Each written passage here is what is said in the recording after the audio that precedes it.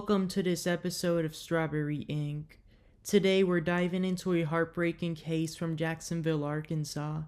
One that highlights the devastating consequences that an abusive parent can cause, and the pursuit of justice. This is the story of 2-year-old Braylon Alexander, whose life was cut short tragically in 2008.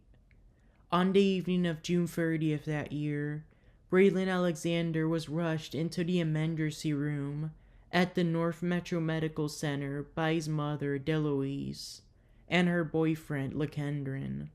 The boy was unresponsive. Medical staff immediately suspected abuse and contacted the Jacksonville police. Braylon was later transferred to Arkansas Children's Hospital in Little Rock due to the severity of his injuries.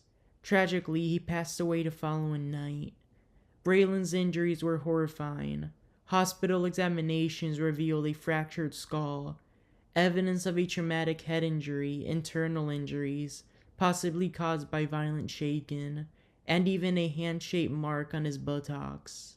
These injuries painted a grim picture, one that pointed to abuse. But who was responsible for this horrific act? When questioned by police, the boyfriend, Lekedrin Smith, told stories that changed multiple times. Initially, Smith claimed the child fell and that he attempted mouth-to-mouth resuscitation. Then he claimed Braylon had fallen twice, once out of his view. Smith admitted to shaking the child, supposedly to keep him conscious, and said Braylon vomited on him before he attempted resuscitation again. Smith's inconsistent accounts, coupled with the severity of Braylon's injuries, leading Detective Mark Humphreys to seek an arrest warrant. According to police, Smith neglected to contact emergency services. Braylon's condition first became apparent. Instead, it was Braylon's mother, Deloise Alexander, who recognized the gravity of the situation when she arrived home from work to find her son limp and unresponsive. Smith surrendered to the Jacksonville police a few days later, accompanied by his attorney, Ronald Davis Jr., and was charged with capital murder. He arrived at the station around 3 p.m. on the first day of July in 2008, where he was processed. Smith was then booked into the Pulaski County Detention Center.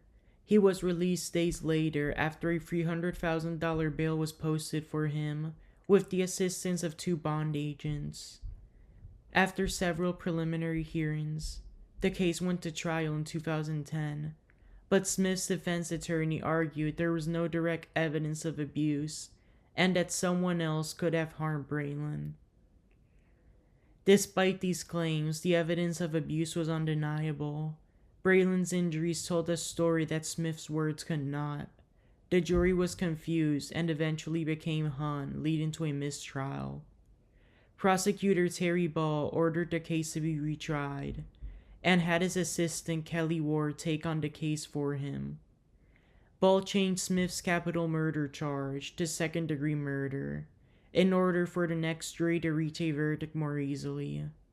In the next trial in 2012, as jurors prepared to hear evidence, Smith changed his plea to no contest for second-degree murder. He was sentenced to 30 years in prison.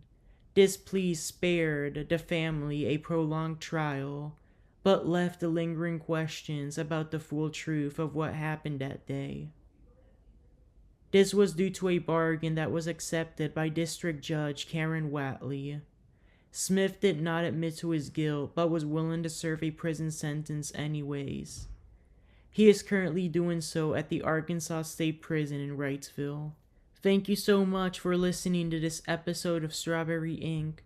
Please share this episode and the podcast to your loved ones. Please have them like and follow it as well. And please, you do that also. I really appreciate your support. Till next time, goodbye.